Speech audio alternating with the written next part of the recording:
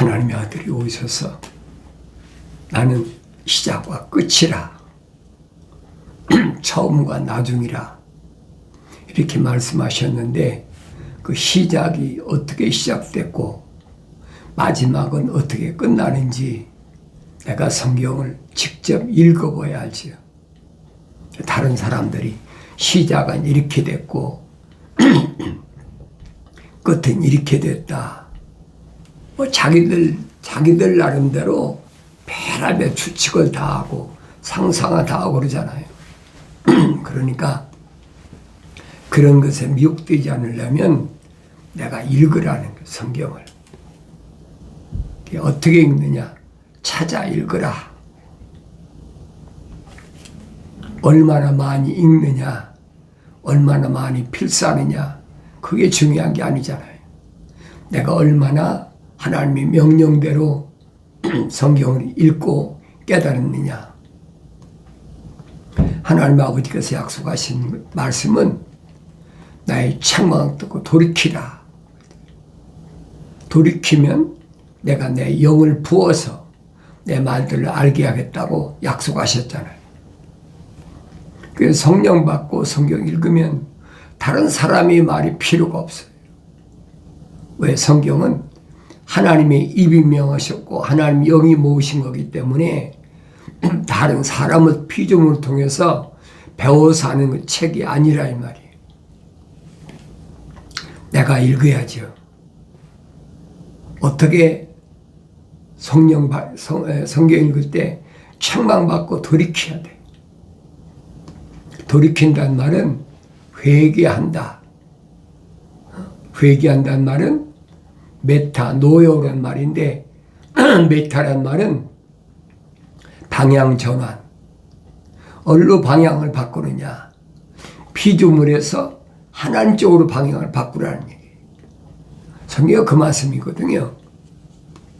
첫사람 아담이 생명책에 그 이름이 기록됐는데 더군다나 하나님의 동산까지 진입했었는데 왜 쫓겨났어요? 창조주 하나님의 말씀에 경청하지 않고 피조물의 말에 경청했다. 그게 원인이거든요. 또 오늘날도 마찬가지. 오늘날도 피조물의 말에 내가 경청하나 아니면 창조주 하나님 아버지의 말씀에 경청하나. 피조물은 나를 낳은 부모도 있고 내 형제 자매도 있고 친구도 있고 이웃도 있고 내가 또 난 자녀도 있잖아요. 그런 피조물의 말에 경청하지 말라는 얘기예요. 내가 직접 읽으라는 게 성경을. 그러면 생명책에 그 이름 기록된 사람은 반드시 하나님께서 그에게 말씀하시고 그에게 무엇을 계시하신다. 뭘 통해서? 하나님의 말씀을 통해 계시하시는 거예요. 하나님의 아들이 2000년 전에 오셔서 분명히 약속하셨어요. 제자들에게 뭐라고 약속하십니까? 내가 너희들을 부모가 없는 고아나 또 자식 없고 남편 없는 과부처럼 돌볼 수 없는 그런 사람처럼 버려두지 않겠다. 반드시 내가 아버지 앞에 구하여 보혜사, 성령, 파라크레토스, 성령을 너에게 보낼 테니까 예루살렘을 떠나지 말라. 거룩한 곳을 떠나지 말라. 그럼 몇 날이면 어때요? 성령이 임하면 권능을 받고 예루살렘과 유다와 사마리아와 땅끝까지 이르러 나에게 증인이 된다. 약속하셨어요. 그 성령이 오시면 그 성령께서는 자기 말을 하시는 것이 아니라 내가 너에게 한 말들을 기억나게 하신다. 성령이 기억나게 하시는 거예요. 내가 IQ가 좋아서 뭐 하나님 말씀을, 주님 하신 말씀을 기억하는 게 아니에요. 성령께서 기억하게 하시니까 믿음의 조상이라는 아브라함에게 하나님께서 명령하신 대로 되새김질을 하라. 읽고 날마다 되새김질하는 거예요. 읽고 되새김질하고 읽고 되새김질하고 그 말씀이 그런가요? 날마다 말씀을 상고한 베레아 사람들처럼 날마다 읽고 상고하지. 그러면 내 이름이 언제 생명책에 기록됐나 하는 걸 알게 된다는 거예요. 내가 어떻게 내 이름이 생명책에 기록된 것을 어떻게 알겠습니까? 그 생명책에 기록된 내 이름은요, 아무도 몰라요. 나도 몰라요. 그래서 주님이 말씀하시잖아요. 흰도루에 그 이름을 기록해서 마지막 때 반드시 승리할 때 언제? 무덤에서 부활할 때 육체가 없어져 버리고 육체 안에 육신의 장막을 벗어버리고 그리고 하나님의 형상과 모습을 닮은 그 사람으로 다시 부활할 때 그 사람에게 주님이 흰돌을 주시겠다 약속이잖아요. 이기는 자에게 내가 흰돌을 주마. 그 흰돌 위에는 피조물이 알지 못하는 하나님의 생명책에 기록된 그 이름이 거기 기록되어 있다는 거예요. 받은 자밖에 아무도 몰라요. 알 수가 없어요. 육신에 날 낳아준 부모나 육신적으로 같이 난 형제 자매나 또 나하고 같이 산 남편이나 아내나 아무도 몰라요. 주님이 약속하셨잖아요. 내가 난 자녀도 알지 못합니다. 절대 몰라요. 창조주 하나님과 나만이 아는 비밀이에요. 그 사람들은 사도 바울이 설명하잖아요. 천국의 시민권이다. 그게 천국의 시민권이에요. 우리 세상에서는 시민권 가지면 미국의 시민권 받으면 패스포드 가지고 있잖아요. 이 사람 미국 시민이다. 시민권을 받기 전에는 또 영주권을 주고 하나도 똑같아요. 근데 미국이란 땅에 예를 들어 내가 설명하는 거예요. 미국이란 땅에 시민권자나 영주권자만 거주합니까? 아니잖아요. 불법 체류자도 얼마든지 많이 거주하잖아요. 그러니까 불법 체류자를 다 내보낸다.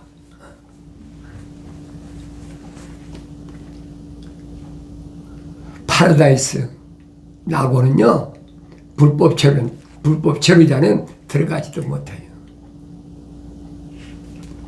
첫사람 아담이 쫓겨난 이후에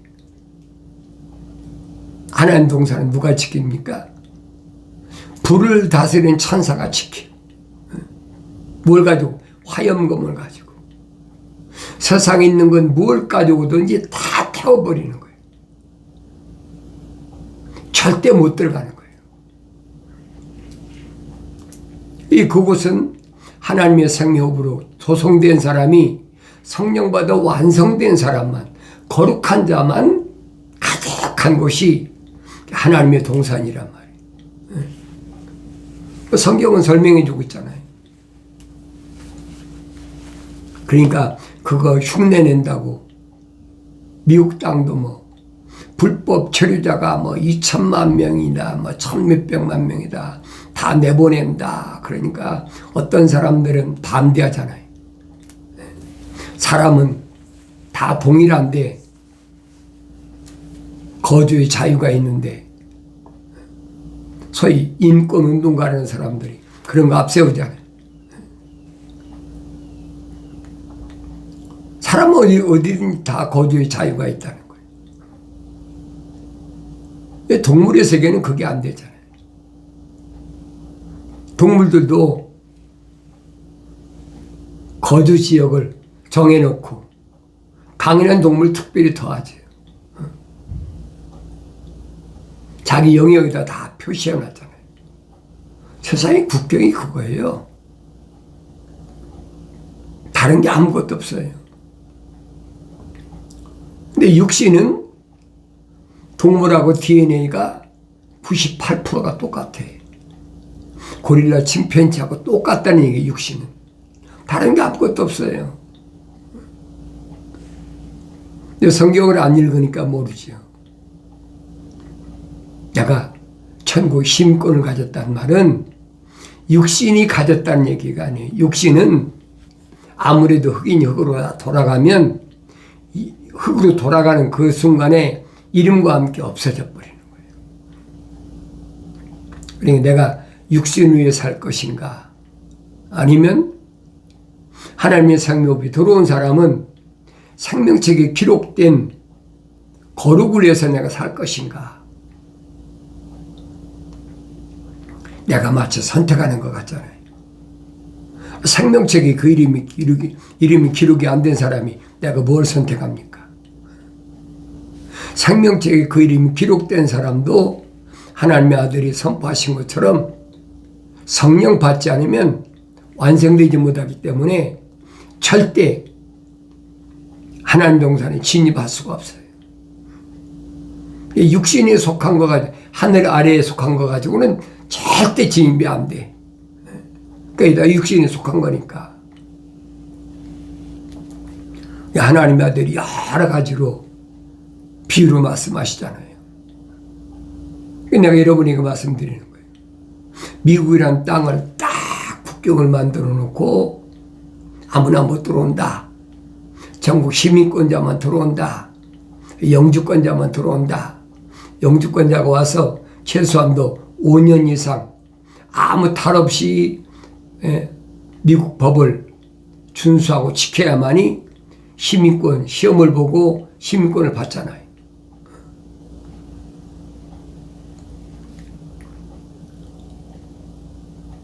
생명책에 그 이름이 기록됐다는 말은 마치 뭐하고 똑같으냐. 미국 들어올 때 영주권자는 후리페이스하고 들어오잖아요. 여행 오는 사람도 오지요.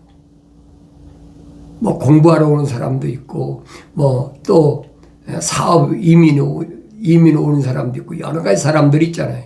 어쨌든 법에 저촉되지 않은 사람만 입국할 수 있어요. 그게 영주권이란 말이에요. 영주권 가지고 5년 동안 범법행위를 하면 안 돼. 특히 미국에는 탈세, 미국 법이 그래요. 탈세, 미성년자 간음, 이건 용서가 안 돼. 이건 무조건 다 추방이에요. 아무리 돈을 많이 써도 안 되는 거예요, 그건. 뭐 살인자는 혹시 변호사를 잘 쓰면 추방되지 않을 경우도 있지만은 그건 혹가다 있는 일이고, 탈세나 미성년자 간음은 그건 용서가 안 되는 법. 그건 반드시 추방시켜버려요. 미국에서 난 사람은 추방이 안 되니까, 시민권자니까 형무소 가서 형을 사는 거죠. 예를 들어서 그렇단 말이에요. 생명책에 기록된다는 것이 얼마나 중요하냐. 마치 영주권을 받는 것만큼 중요하다. 그 영주권 받아도 범법화 행위가 없어야지. 아무 소면 전과가 없어야 돼. 그래야 시민권 시험 봐가지고 시민권을 받는 거예요. 예를 들어 설명하는 거예요. 시민권 받는 사람은 당당하잖아요. 2000년 전에도 패권 국가에, 로마가 세상을 지배할 때니까 패권 국가에 시민권을 가진 사울의 당당함을 안 봤습니까? 빌립보에서 그렇게 그 무슨 잘못을 저질렀어요. 범법 행위가 없잖아요. 이 하늘 아래서는 그런 돈 있는 사람, 권력 있는 사람, 이런 사람을 추대하니까 사도 바울이 귀신 들린, 소위 말하면 앵벌이 당한 소녀를 귀신을 내쫓아 주니까 돈벌이에서 돈 많은 그 앵벌이 주인이 사도 바울을 사람들 동원시켜가지고 실완화하고 얼마나 많이 팼는지 옷이 찢겨지도록 린치를 가해가지고 빌보 감옥에 갇혔잖아요. 그런데 하나님은 그런 경로를 통해서 복음이 전파하게 하시는 거예요. 그거 그냥 되는 것이 아니에요. 그래서 사도 바울이 범사에 감사하라. 내 육신이 편안하고 좋은 것만 감사하는 것이 아니라 하나님 거룩한 계획은 아무도 모르니까 범사에 감사하라. 항상 기뻐하고 쉬지 말고 기도하고 범사에 감사하라. 이것이 하늘에 계신 내 아버지 뜻이다. 생명책의 그림이 기록되고 성령 받은 사람은 자기가 임의로 세상을 사는 것 같지만은 임의로 세상을 사는 게 아니라니. 성령께서 다 인도하신다는 거예요. 하나님 계획에 따라서. 사도 바울이 마게도니아 가고 싶어 갔습니까? 사도 바울이 여정에 그런 게 어디 있어요?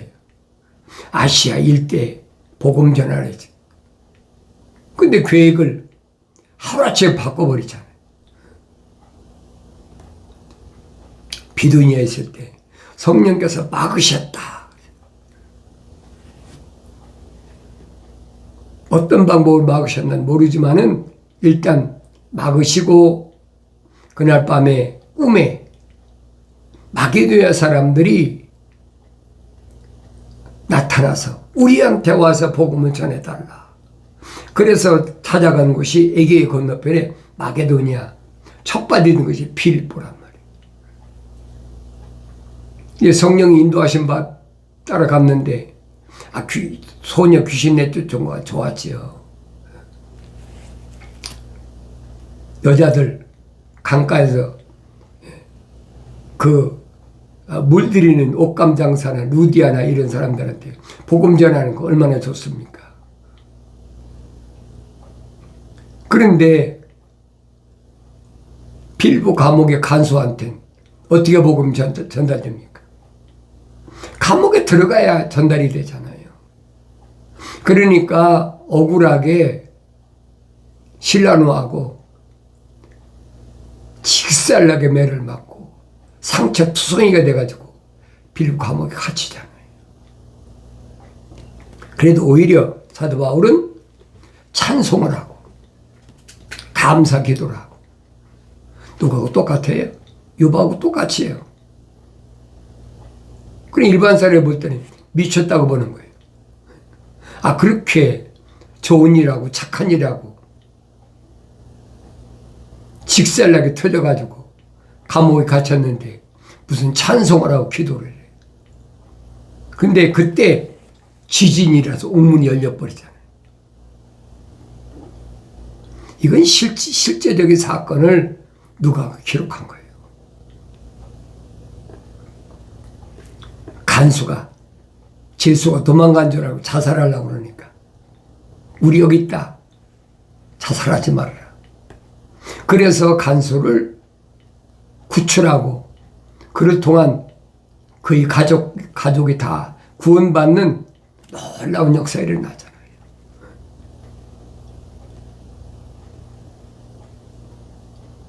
그런데 이 사람을 아무리 바울과 실루아노가 무슨 죄가 있는지 행정관들이 둘러봐도 무슨 죄명을 찾을 수가 없어요. 그러니까 뭐라고 그럽니까? 야, 그 사람 석방해줘. 이 간수가 말했잖아요. 행정관들이 당신들 석방하라고 얘기합니다. 그때 바울이 뭐라고 합니까?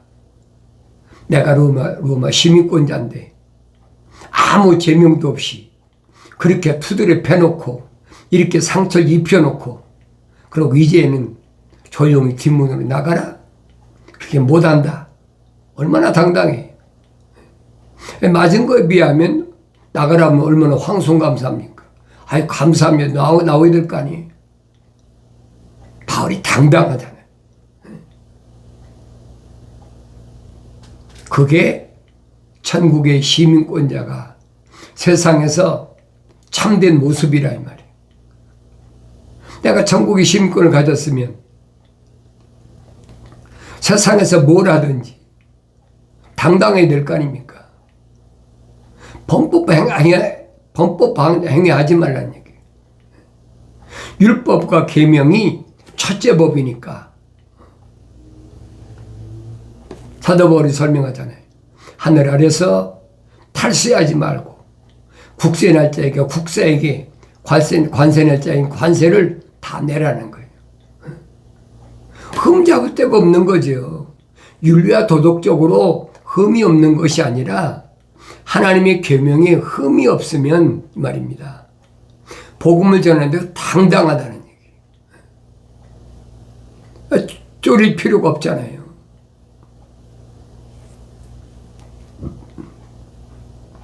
괜히 우쭐하는 거 아니에요, 여러분. 내가 하나님의 계명과 율법에 저촉되지 않으면 하나님의 아들이 2000년 전에 인간의 몸을 입고 있어서 십자가에 못 박혀 죽으심으로 나의 모든 죄를 깨끗하게 씻으셨잖아요. 근데 내가 걸릴 게 뭐가 있습니까? 그렇잖아요. 내가 잘못한 것에 대해서는 하나님의 계명에 또 율법에 어긋난 것에 대해서는 징계를 다 받잖아요. 육체적으로나 금전적으로나 다 징계를 받는 거예요.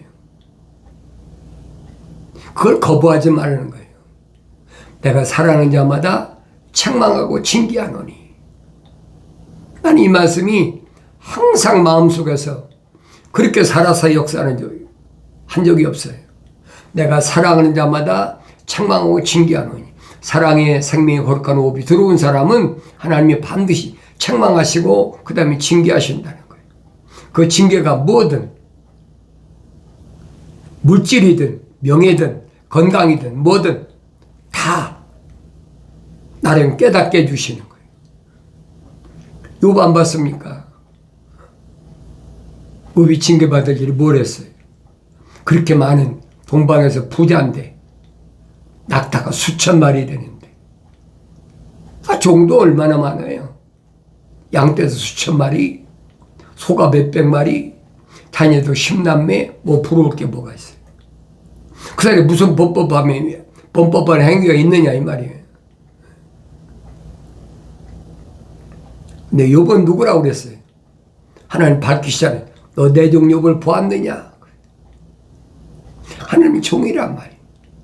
하나님이 인정하신 종인데 하나님을 바라보아야 되는데 하나님 바라볼 시간이 없어.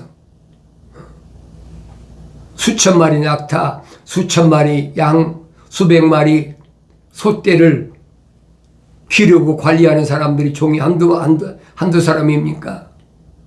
또 10남매나 되니까 얼마나 분주합니까? 하나님이 종이면 마땅히 주인이신 하나님을 바라봐야지. 바라볼 새가 없어. 그러니까 징계하시는 거예요. 그 징계가 얼마나 혹독한가. 내가 성령 받기 전에는요, 욥기서 안 읽었습니까? 읽어도 이건 지나간 하나의 어떤 사람의 역사다. 나하고는 상관없다 생각하는 거예요. 근데 내가 징계를 받아보니까 그걸 깨달아. 하나님 말씀은 내가 읽어야 돼. 그러니까 깨닫지 못하는 사람들이 욥기서는 실제 상황이 아니다. 왜? 너무나 비참하니까. 그 내가 늘 여러분에게 말씀드리는 게 강조하는 게 그렇잖아요. 욥은 가상인물이 아니다. 욥은 야곱의 12아들 가운데 이사갈이라는 그 아들의 세 번째 아들이 욥이야. 실제 인물이란 말이야. 그러니까 하나님이 욥을 얼마나 사랑하시나. 그러니까 하늘 아래 재물이 다 필요 없어. 욥 하나만 있으면 돼. 하나님 그 말씀 하시는 거예요. 그 음성이 들려져야 될 거 아닙니까? 그 음성이 들려지면 그 사람은 성령 받고 성장한 사람이에요. 성령 받았어도 어린아이 때는 안 들려지는 거예요. 성장하여 들려지죠. 하나님이 왜 나에게 주셨던 물질을 다 소진하게 하셨나? 왜 10남매를 몽땅 다 잃게 하셨나? 그게 보이잖아요. 욥이 뭐라고 그럽니까? 친구들까지 와서 얼마나 책망을 하고, 이건 친구들이 위로하러 온 것이 아니에요.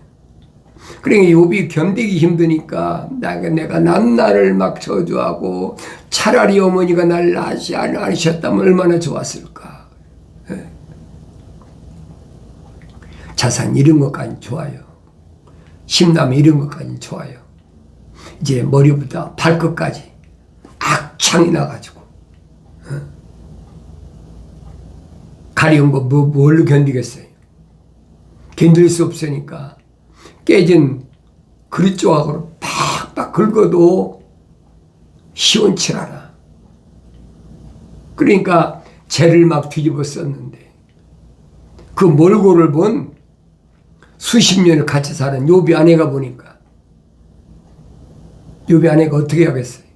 아내라고 어떻게 하겠어요? 그런데도 이 사람이 계속 하나님을 송축한다고 그러고 하나님을 찬송한다고 그러고 그러니까 욥의 아내가 볼 때는 이거 정신 나간 사람이야. 이 미친 사람이야. 세상 말로 환장한 사람이야. 갑자기 날벼락 맞더니 환장했구나. 그렇게밖에 안 보이는 거예요. 욥의 아내 입장에서는 그렇게 보여야 정상이야. 욥의 아내는 생명책에 그 이름이 기록이 안 된 사람이에요.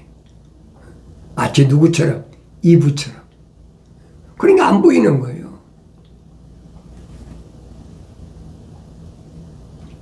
내가 그 많은 재산 다 잃고 수십 년 동안 나 길렀던 10남매 다 잃어버리고 내 몸뚱이까지 머리부터 발끝까지 악창이 났는데 그런데도 내가 믿는 하나님 앞에 내가 이렇게 완전합니다 라고 내 완전함을 증명하겠느냐? 이 어리석은 그 자기 남편을 책망하는 거지. 내가 믿는 하나님 저주하고 죽어라. 욥은 뭐라 그럽니까? 좋은 것 주신 하나님께서 나쁜 거 안 주시겠느냐? 주신 이도 하나님이시고 가져가시도 하나님이시다. 그게 올바른 생명책 이름이 기록된 사람이에요. 아버지는 아내에게 뭐래? 이 어리석은 여자야. 어리석단 말은 생명책의 이름이 기록이 안 됐다. 자연인이라는 얘기예요. 이 말씀 속에서 나는 누군가 나 자신을 돌이켜볼 수 있어야 되지. 그까지도 하늘 아래서 재물 가져가면 어떻습니까? 하늘 아래서 몸이 좀 병들면 어떻습니까? 하늘 아래서 명예가 좀 깨트려지면 어떻습니까? 그게 문제가 아니잖아요. 욥이 엄청난 시련 가운데 욥기서 42장에 가면 뭐라고 고백합니까? 내가 전에는 귀로만 주의 말씀을 들었었는데 믿음의 사람이 있다는 거예요. 이제는 내가 주를 바라봅니다. 주를 바라보는 신앙, 하나님이 원하셨던 것, 이런 모습을 눈을 뜨고 올바로 볼 수 있는 은혜가 있어지길 바랍니다.